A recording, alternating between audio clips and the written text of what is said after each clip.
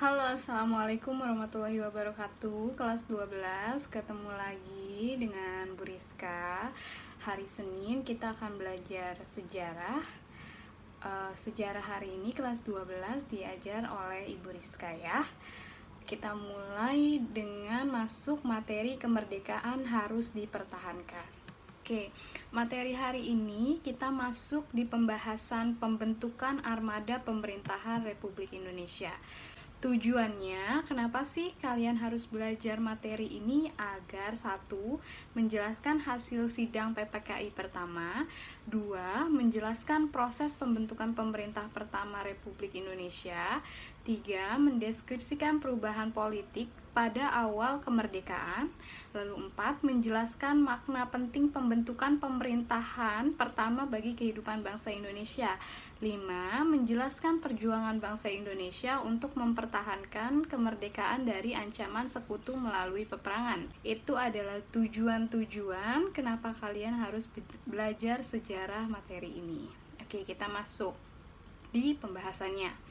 Untuk menjalankan roda pemerintahan, maka dibentuklah kelembagaan negara agar pelaksanaan pemerintahan bisa berjalan sesuai dengan tujuan bersama. Adapun lembaga-lembaga yang dibentuk antara lain sebagai berikut. A. Sidang-sidang PPKI. Pada tanggal 18 Agustus 1945, PPKI sebagai badan politik satu-satunya segera mengambil prakarsa dan tindakan politik untuk mengendalikan negara dengan menyelenggarakan sidangnya yang pertama. Dalam sidang itu, PPKI menghasilkan dan menetapkan 3 keputusan penting. Yang pertama yaitu menetapkan dan mengesahkan Undang-Undang Dasar atau UUD 1945 menjadi Undang-Undang Dasar Negara Republik Indonesia. Ketika masih berupa RUUD, dilakukan beberapa perubahan atas usul Dr. Andes Muhammad Hatta. Perubahan-perubahan tersebut antara lain rumusan sila pertama, Pancasila yang sebelumnya mengambil dari isi Piagam Jakarta yang berbunyi ketuhanan yang Maha Esa dengan kewajiban menjalankan syariat-syariat Islam bagi pemeluknya diubah menjadi ketuhanan yang Maha Esa. Lalu bab 3, pasal 6, Undang-Undang 1945 yang sebelumnya berbunyi presiden ialah orang Indonesia asli yang beragama Islam diubah menjadi presiden adalah orang Indonesia asli. Lalu kedua, memilih dan menetapkan Insinyur Soekarno dan Dr. Andes Muhammad Hatta sebagai presiden dan wakil presiden atas usulan Otto Iskandar Dinata. Lalu yang ketiga, membentuk suatu komite nasional untuk membantu presiden selama MPR dan DPR terbentuk. Lalu pada tanggal 19 Agustus 1945, PPKI mengadakan sidangnya yang kedua. Sebelum acara dimulai, Presiden Soekarno menunjuk Mr. Ahmad Subarjo, Sutarjo Kartohadikusumo, dan Mr. Kasman Singodimedjo untuk membentuk panitia kecil yang akan membicarakan bentuk departemen bukan personalianya. Rapat panitia kecil tersebut dipimpin oleh Otto Iskandar Dinata. Dalam sidang tersebut ditetapkan beberapa keputusan. Di antaranya yang pertama, menetapkan 12 kementerian yang bertugas membantu presiden. Lalu yang kedua, membagi wilayah Republik Indonesia ke dalam 8 provinsi serta menunjuk para gubernurnya. Yang ketiga, akan membentuk suatu badan keamanan rakyat atau disingkat BKR. Nah, lalu kita masuk ke pembahasan yang ke B, pembentukan Komite Nasional Indonesia Pusat. Dalam penjelasan Undang-Undang Dasar UUD 1945, dinyatakan bahwa alat-alat kelengkapan negara RI terdiri atas lembaga tinggi negara yaitu MPR. Seperti Presiden, MA, DPR, DPA, BPK, dan lembaga-lembaga tertinggi lainnya atau seperti MPR ya. PPKI dalam sidangnya pada tanggal 18 Agustus 1945 menetapkan akan membentuk Komite Nasional dengan tugas membantu Presiden dan menjalankan pemerintahannya. Selanjutnya, pada tanggal 29 Agustus 1945 dibentuklah Komite Nasional Indonesia Pusat atau KNIP. Pada tanggal 16 Oktober 1945 diselenggarakan sidang KNIP pertama dengan ketuanya Mr. Kasman Singodimedjo. Dalam sidangnya dikeluarkan 2 keputusan, yaitu pertama, pembentukan Badan Pekerja Komite Nasional Indonesia Pusat atau BPKNIP dengan jumlah anggota 15 orang. Lalu 2, mengusulkan kepada Presiden supaya KNIP diberi hak legislatif selama DPR atau MPR belum terbentuk. Usulan ini kemudian diperkuat dengan maklumat Presiden nomor 10. Dalam perkembangan berikutnya, BPKNIP dikuasai oleh golongan sosialis, pemimpin Sultan Syahrir dan Amir Syarifuddin. Sebab bila hanya satu partai politik saja, dikhawatirkan muncul anggapan dari negara-negara barat atau sekutu bahwa Indonesia negara fasis bukan negara demokrasi. C. Pembentukan Kabinet RI dan pembagian wilayah. Sebagai realisasi hasil keputusan PPKI 1945 ya, tentang pembentukan 12 kementerian dan pembentukan wilayah RI ke dalam 8 provinsi, maka pada tanggal 2 September 1945 dibentuklah Kabinet RI pertama dan 8 provinsinya. Kabinet ini merupakan Kabinet Presiden 1 berdasarkan Undang-Undang Dasar 1945. Susunan Kabinet RI pertama yang terdiri atas 12 departemen dan 4 menteri negaranya. Adapun 8 provinsi beserta gubernurnya, yaitu nih kalian bisa lihat di gambar di sampingnya, ini adalah 8 provinsi beserta gubernur-gubernurnya. Oke, lanjut ya. Dengan dilakukannya pembagian wilayah ke dalam 8 provinsi disertai para gubernurnya merupakan keputusan politik yang amat penting bagi penataan negara dan pemerintahan Indonesia yang mempunyai wilayah yang cukup luas. Dengan demikian, upaya membina dan mempertahankan persatuan dan kesatuan bangsa dapat dilaksanakan dengan baik. Oke, masuk yang ke D, pembentukan badan-badan perjuangan dan TNI. Pada tanggal 22 Agustus 1945, Presiden Soekarno mengumumkan berdirinya Badan Keamanan Rakyat atau BKR, Badan Keamanan Rakyat. Pemerintah menegaskan bahwa BKR selain berfungsi sebagai badan penolong keluarga korban perang, juga sebagai induk organisasi untuk memelihara keselamatan rakyat. Anggota BKR terdiri dari bekas anggota PETA, Heiho, Keibodan, Senendan, dan KNIL. Untuk mengkoordinir BKR di daerah-daerah, maka bekas anggota PETA di Jakarta membentuk BKR Pusat dengan susunan pengurusnya sebagai berikut. Ketua umumnya adalah Kaprawi, ex Daidacho Sukabumi. Ketua satunya Suta Laksana, lalu ketua duanya Latif Hedradiningrat. Pembentukan BKR ini ternyata menimbulkan ketidakpuasan bagi para pemuda yang menginginkan dibentuknya tentara. Tetapi keinginan para pemuda tersebut ditolak oleh pemerintah dengan alasan agar tidak memancing dan mengakibatkan permusuhan. Karena ditolak, akhirnya para pemuda seperti Sukarni, Adam Malik, Chairul Saleh, dan lain-lainnya mendirikan badan perjuangan sendiri yang disebut Komite FAN, aksi yang bermarkas di Asrama Menteng 31 Jakarta.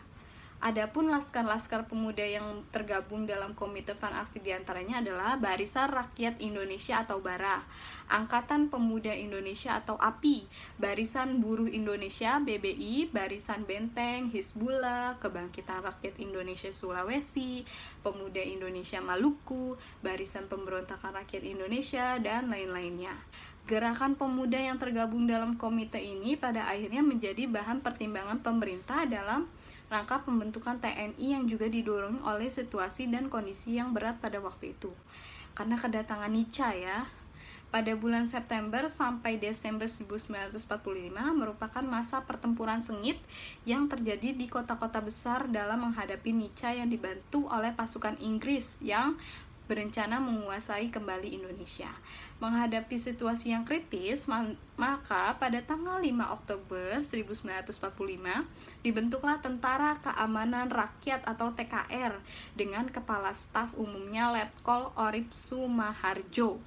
Sampai sekarang, tanggal 5 Oktober selalu diperingati sebagai Hari Tentara Indonesia, Hari TNI atau Hari Angkatan Bersenjata.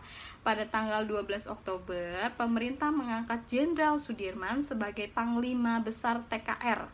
Pada tanggal 25 Januari 1946, TKR diubah menjadi Tentara Republik Indonesia dan tanggal 3 Juni diubah lagi menjadi Tentara Nasional Indonesia yang meliputi Angkatan Darat, Angkatan Laut, Angkatan Udara, dan Kepolisian.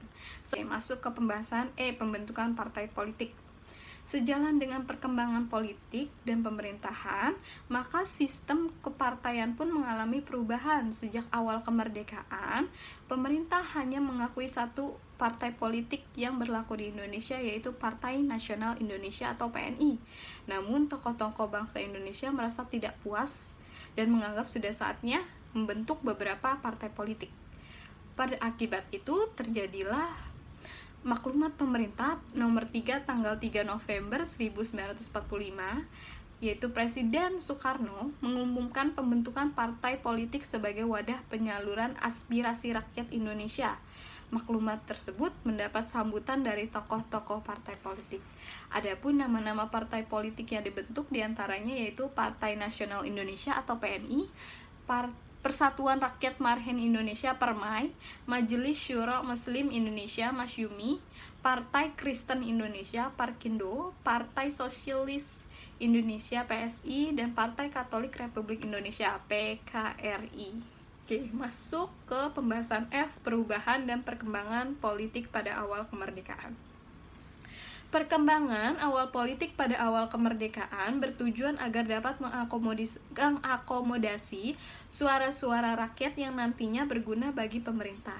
Tentunya, partai tersebut memiliki pergerakan yang berbeda satu sama lain. Salah satunya yaitu PNI, yang merupakan gabungan dari Serikat Rakyat Indonesia, Partai Rakyat Indonesia, serta Gabungan Republik Indonesia pada tahun 1946. 46 ya. Kemunculan dari partai yang memiliki haluan sosialis komunis menjadi awal dari perkembangan demokrasi di Indonesia. Setelah peristiwa proklamasi yang menjadi pertanda kemerdekaan Indonesia, tentu banyak perubahan dan perkembangan yang terjadi. Namun, meski begitu, kondisi politik belum juga stabil dari awal-awal kemerdekaan.